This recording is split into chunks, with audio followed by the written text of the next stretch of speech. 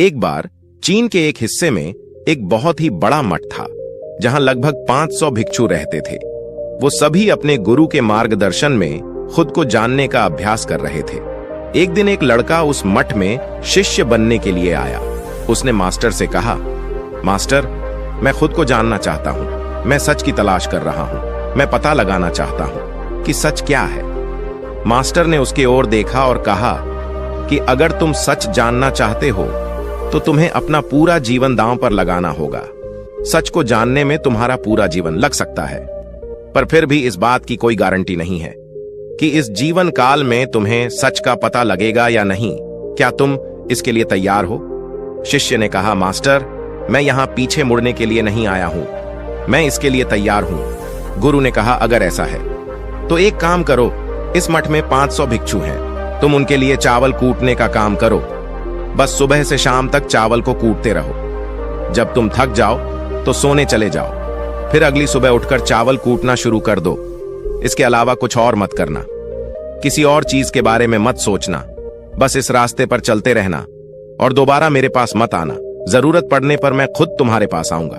उस लड़के ने गुरु के आदेश का पालन करते हुए चावल को कूटना शुरू कर दिया। उस मठ में 500 शिष्य थे। उन सभी को समय समय पर भोजन की आवश्यकता पड़ती थी, इसलिए वह सुबह बहुत जल्दी उठ जाता था और देर रात तक चावल कूटता रहता था। जब वह थक जाता तो उसी कमरे में सो जाता जहां वो चावल कूटता था, और वो किसी से बात भी नहीं करता था और ना ही कोई इसके पास बात करने आता था। कुछ महीनों तक चावल कूटते हुए उसके मन में पुराने विचार आते रहे, लेकिन जब उन विचारों को कोई नया विषय नहीं मिला तो वो अपने आप ही मिट गए। धीरे धीरे उसके मन में विचार कम होने लगे। कुछ सालों के बाद तो वो अपना नाम तक भी भूल गया। वो हमेशा चुप रहता और विचारहीन अवस्था में बस चावल कूटता रहता। उसने ना तो कभी ध्यान किया था और ना ही कभी कोई शास्त्र पढ़ा था। मठ के बाकी शिष्य उसे मूर्ख समझते थे। ऐसा करते हुए 12 साल बीत गए। 12 साल बाद एक दिन मास्टर ने घोषणा की कि अब मेरा आखिरी समय आ रहा है और मुझे अपना उत्तराधिकारी चुनना है, जो मेरे बाद इस मठ का मुख्य होगा। इसलिए मेरा कोई भी शिष्य जिसे लगता है कि उसे आत्म साक्षात्कार हो गया है और उसने खुद को जान लिया है, तो रात को मेरे दरवाजे के पास आकर इस दीवार पर कुछ पंक्तियां लिखें जिसमें उसकी जिंदगी का सारा अनुभव समाया हो। कई शिष्य ने ऐसा करने के बारे में सोचा। मठ के प्रमुख शिष्यों में से एक ने वहां जाकर कुछ पंक्तियां लिखी। उसे बौद्ध धर्म ग्रंथों का बहुत ज्ञान था। सभी शिष्यों को लगता था कि वो इस मठ का उत्तराधिकारी बन सकता है। उसने लिखा था कि मन एक दर्पण की तरह है जिस पर विचारों और इच्छाओं की धूल जमा हो जाती है। इस धूल को हटाने के लिए ही ध्यान है, जिसकी धूल हट जाती है और मन का दर्पण साफ हो जाता है, वो मोक्ष को प्राप्त कर लेता है। अगली सुबह जब मास्टर उठे और उन्होंने इन पंक्तियों को देखा तो उन्हें बहुत गुस्सा आया और उन्होंने कहा कि किस बेवकूफ ने ये सब कचड़ा मेरी दीवार पर लिखा है। वे शिष्य जिसने ये लिखा था वो चुप रहा। हालांकि उसने जो पंक्तियां लिखी थीं वे ज्ञान से भरी थीं, लेकिन ये सब किताबी ज्ञान था। वो शिष्य बहुत चालाक था। उसने पंक्तियां लिखी, लेकिन नीचे उसने अपना हस्ताक्षर नहीं किए, क्योंकि वो स्वयं इसके बारे में निश्चित नहीं था कि ये सही है या नहीं, क्योंकि उसने आत्म साक्षात्कार नहीं हुआ था। गुरु ने इन पंक्तियों को पूरी तरह से खारिज कर दिया। ये देखकर सभी हैरान रह गए। ये घटना पूरे मठ में चर्चा का विषय बन गई। इस विषय पर बात करते हुए 2 शिष्य उस शिष्य के पास से गुजरे जो 12 साल पहले यहां आया था और दिन रात बस चावल कूटता रहता था। दोनों की चर्चा सुनकर वो धीरे से हंस पड़ा। दोनों शिष्य ने उनसे पूछा कि तुम क्यों हंस रहे हो? उन दोनों की नजर में वो चावल कूटने वाला बहुत ही तुच्छ भिक्षु था। किसी ने भी उसे ना तो कभी ध्यान करते देखा था और ना ही कभी कोई शास्त्र पढ़ते हुए। हर कोई इसे मूर्ख समझता था कि बस चावल कूटना ही जानता है। उस मठ में बहुत ही बड़े बड़े विद्वान थे, लेकिन उस चावल कूटने वाले को किसी से कोई मतलब नहीं था। इसलिए वो दोनों शिष्य उसे मुस्कुराता हुआ देखकर चकित रह गए। उन्होंने फिर उससे पूछा कि तुम क्यों हंसे?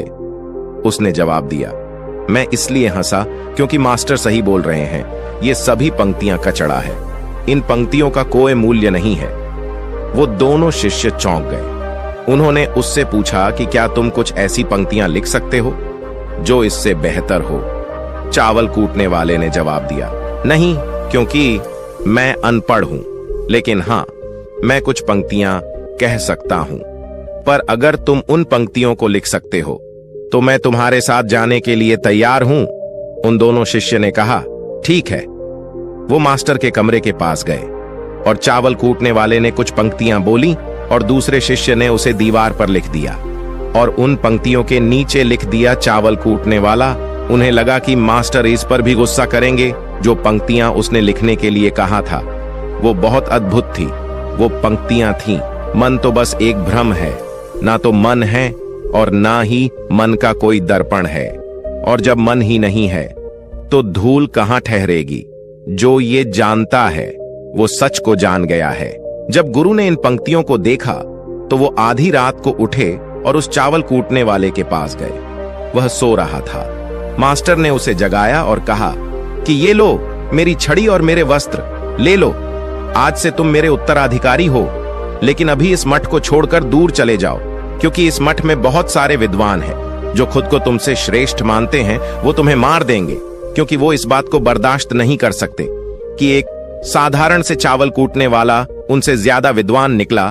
तुम्हें वह सारा ज्ञान हो गया है जो मुझे है, और तुम्हें यह केवल चावल कूटते कूटते हुआ है। और मुझे पता है कि तुम जहां भी जाओगे लोग तुम्हारे पास आने लगेंगे, क्योंकि जब कोई फूल खिलता है तो उसकी महक हर तरफ फैलने लगती है। उसने उस गुरु के पैर छुए और रात को ही वहां से चला गया। अगर हम अपनी जिंदगी में देखें तो पाएंगे कि बहुत से लोग सोचते हैं कि ध्यान केवल एक जगह बैठकर आंखें बंद कर ही किया जा सकता है, लेकिन हकीकत में ऐसा नहीं है। ध्यान तो चलते चलते भी किया जा सकता है, कि अपना कुछ काम करते हुए भी ध्यान किया जा सकता है। असल में ध्यान का मतलब यह है कि आप जो भी काम कर रहे हैं उसे इतनी शिद्दत से करें कि आपको अपने शरीर का ख्याल भी ना रहे। बिल्कुल उस चावल पीसने वाले की तरह जो चावल कूटने में इतना मग्न हो गया कि उसे खुद का कुछ ख्याल ही नहीं रहा। चावल कूटते हुए ही उसने आत्म साक्षात्कार प्राप्त कर लिया। इसी तरह जैन का अर्थ है हर समय वर्तमान में रहना और कुछ नहीं सोचना, क्योंकि मन तब तक ही है जब तक विचार है। जब विचार नहीं रहेंगे तो मन भी गायब हो जाएगा, और जब मन ही नहीं रहेगा तभी केवल तुम अपने आप को अच्छे से जान पाओगे। असल में हमें अपने वास्तविक स्वरूप को जानने के लिए कोई अन्य साधना करने की आवश्यकता नहीं है। हम जो कुछ भी कर रहे हैं बस उसमें हमें पूरी तरह से खो जाने की जरूरत है। अपने काम में इस कदर लीन हो जाओ कि आपका काम ही ध्यान बन जाए।